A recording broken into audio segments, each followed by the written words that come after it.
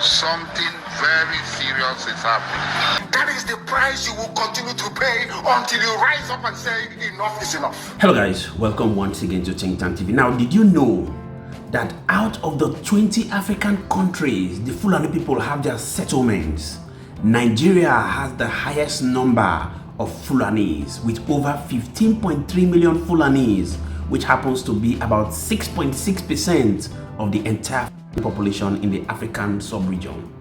Yes, some of you are asking why all these figures. It's simple. In a bid to give you a clearer picture of the video I'm about to show to you, where Asari Dokubo, who is a self-acclaimed freedom fighter, has raised an alarm over the influx of Fulani people into the Nigerian shores, which happens to align with the forecast of Nnamdi Kanu, who is the leader of the Biafra group many years ago. I'm aware that by virtue of the harsh economic reality, a lot of people have dropped their rational thinking cap all in a bid to quest for survival. But I'd like you to take out some time to get the full details of this video, where Asari Dokubo has exposed the laws which aligns with Nnamdi Kanu's words many years ago. Do you want to hit the comment section and drop your thoughts? Let's get to know what you think about the words of Asari Dokubo and Nnamdi Kanu, and we shall continually be here to serve you. Take a look. Something very serious is happening. They are coming. History is going to repeat itself if we don't act now. They are coming. History is going to repeat itself if we don't act now. They are not pretending about it. They are coming with war, destruction and death. Something seriously is happening. Something very serious is happening. And our so-called political elites and leaders do not care. They're not doing anything about it. They feel very unconcerned about it. Our political elites do not care about it. Our people are left rudderless, tossed here and there by the tempest and the winds of the sea. Nobody cares. Every day we hear stories of thousands and thousands of Futajelong Kambari Fulani being transported by every means of transportation. Down into our land, down into Igbo land, down into Shekiri land, down into Ogoni land, down into Yoruba land, down into Edo, every day. In the most unthinkable factions, in their thousands. If you go to Biafra today, as I'm talking, all the fishing settlements and the farming villages are occupied and controlled by these fellows. We're job people, we are strong, we came here, nothing is going to happen.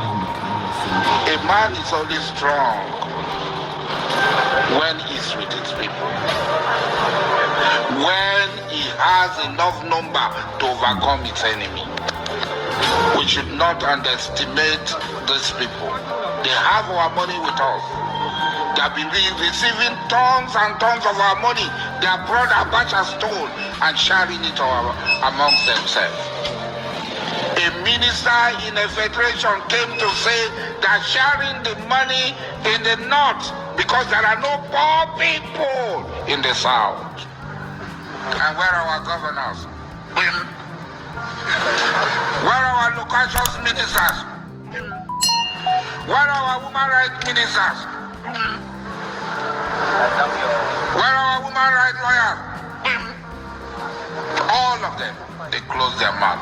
But this is more sinister. This is more sinister. They are coming here.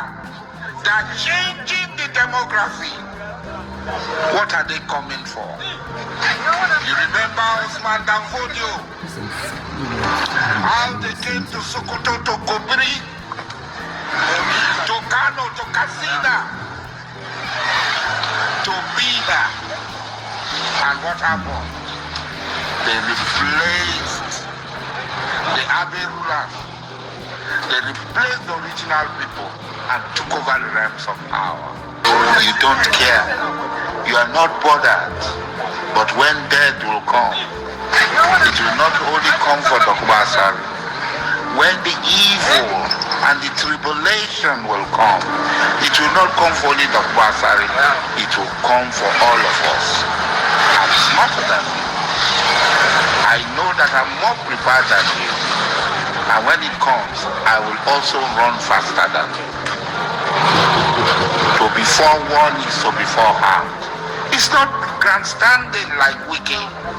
I got 14 people grandstanding. This is beyond grandstanding. This is a time for strategy. This is a time for consultation. This is a time for meeting. Our very survival is at stake. We must stand up and defend ourselves, or we will all perish in the hands of these blood-tasting monsters.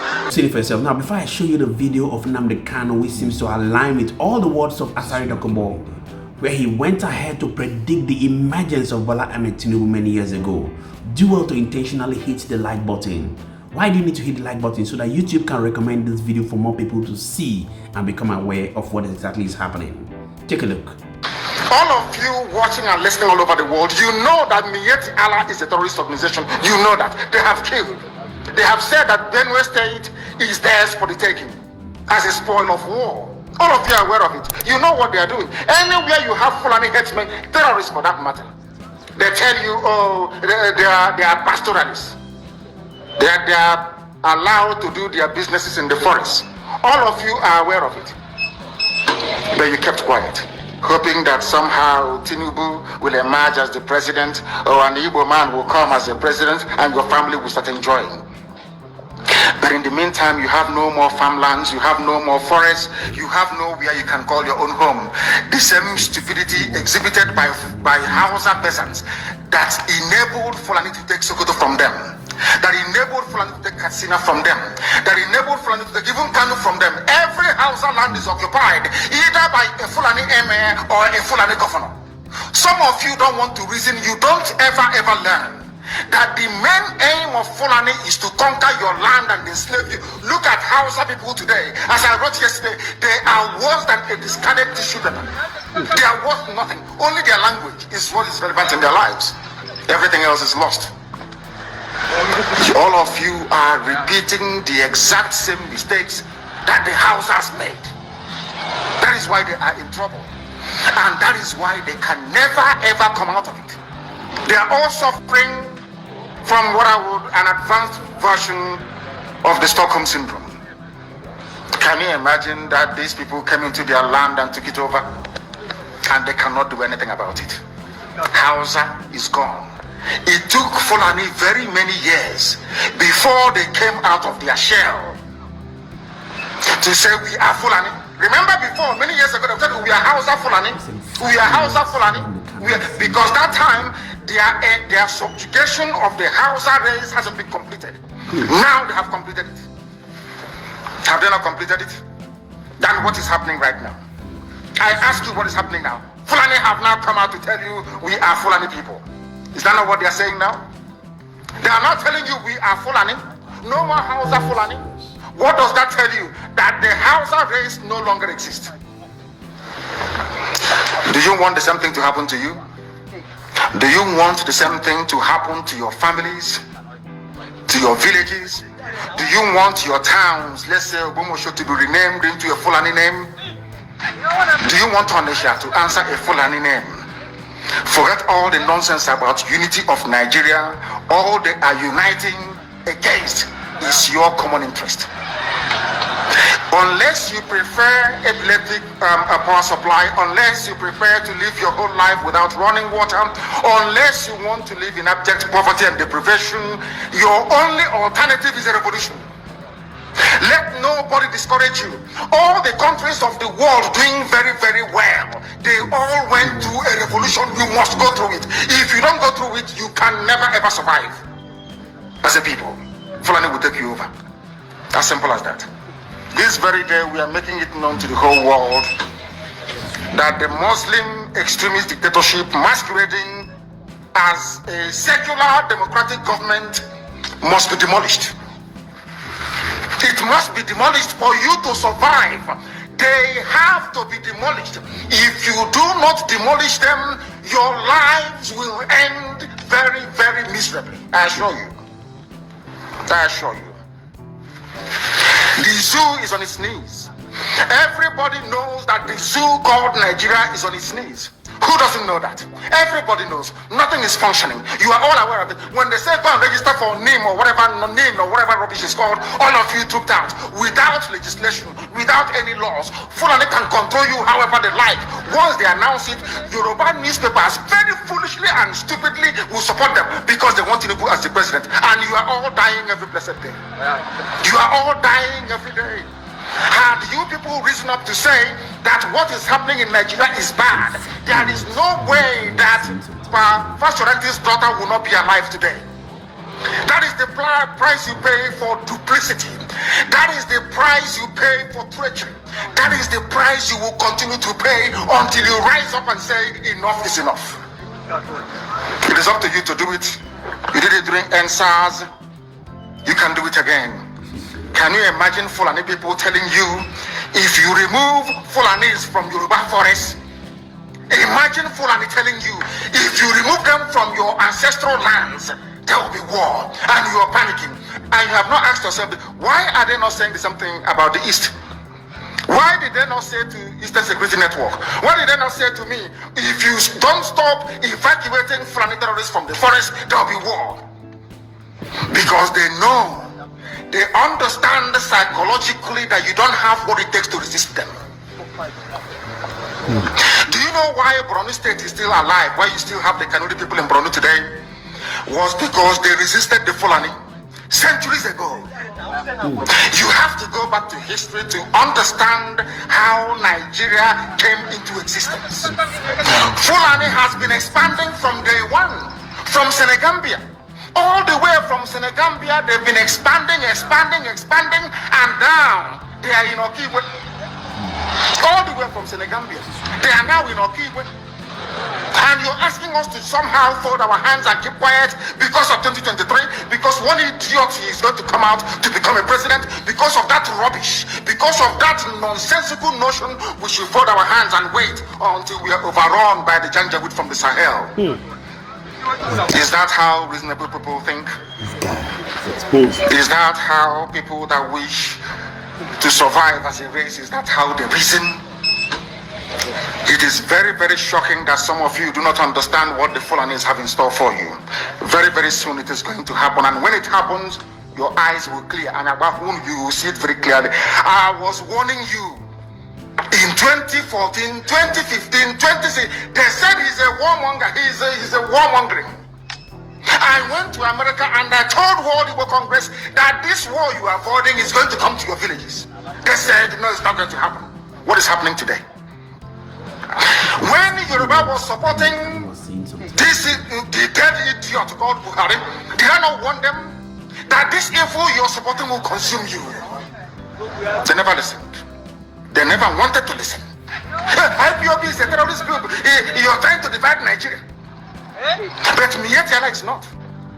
People that you are calling bandits, have you heard anybody come out to say, please Buhari, since presidency is there defending terrorists in the forest, why don't you proscribe them? No, you cannot proscribe a Fulani group. Never. And all of you are supporting evil. When there is the proscribed IPOB, proscribed indigenous people of Biafra. These are Yoruba journalists writing junk. Every day they keep writing rubbish. But their land is under siege. Their land is under siege. And the Fulani will take it. It don't take time. So I am here today to encourage them that they must stand tall and be very strong, resolute. That is what Fulani does. They control the media. They have well-paid consultants all over the world doing their bidding for them. They have that woman at UN trying to lobby the world that everything is okay in the zoo called Nigeria. But you and I know that the zoo is not okay. You and I know the game plan of the Fulani. And what are you doing about it? Nothing. Every day you read, you lament, you complain. Every day you read, you lament, and that's all you do. That is all you do. You read, you lament, you complain, you do nothing about it. Your lives are being taken away from you. Your forests are being occupied. Your mothers are being raped. Your daughters are being abducted. And the whole national government, presidency, is supporting such people. And you're telling me that Nigeria is viably sustainable. Is that what you're telling me? That somehow this contraption is sustainable, it is viable. It can never be. Because the more you stay in one Nigeria, the more you are inviting the Fulanis to take over your ancestral lands, take over your villages, and to make life a misery for you. That is the end game. That is the outcome. If you doubt me, go and do a bit of research. Ask yourself, who are the Hausa people? Who are the Nupe people? Who are the Bachama people? All of these people were steamrolled by the Fulani march to the Atlantic Ocean. And now they're in Yoruba land. They're in their forests. They are in their forests. And who is going to drive them away from there? If not the Yoruba youths. Forget about your useless governors. Your elders are very strong. I love Yoruba elders. The way they behave, the way they talk. Very, very strong. They say they support Agredo. This is the governor of Ondo State. They support him in what he's doing. People must come out to say that enough is enough. When you travel to the north, do you live in the forest in the north? The Igbo people in Sabangari in Kanu, are they living of course it's Hausa land, are they living in the forest? They came to the town, they work very hard, they build houses, they build mansions, they develop the entire place. Is that not what they do? What are Fulani people doing in our forest? Nobody can answer that question. They say that they're pastoralists. You've seen it for yourself. Now you can understand why most of these activists come all out, keep speaking against the government of the day. Not necessarily because they hate the government, because these are glaring truths that is very visible to a rational mind. You can imagine that the likes of pig meal that millions of Nigeria keep consuming is produced all the way from Holland. What does Nigeria actually produce? Why is it that a country with all the so-called cow we have cannot produce milk? And to me, it's quite obvious that ethnicity is one of the major problems Nigeria has had over the years. Because it seems as though all our leaders either prioritize ethnic interest, political interest, financial interest, social interest at the detriment of the people. And that is why they keep taking decisions that are not people-oriented. Like he said, there's no country that has ever experienced a transformation without a revolution. I'd like you to go to the comment section and drop your thoughts. Let's get to know what you think about the current happenings in the Nigerian political space. I see Nnamdi Kanu, Aisha Asari Dokubo, which many believe to be controversial, and a lot of other opinion leaders have said a lot about what they see in the political class and how the political class is obviously intentionally weaponizing poverty at their own best interest, all in a bid to ensure that people are poor and will keep doing what they want them to do. I'd like you to intentionally hit the like button so that YouTube can also recommend this video for more people to get to see exactly what is happening. My name again is Moses and this is Think Tank TV. See you on our next video. Bye for now.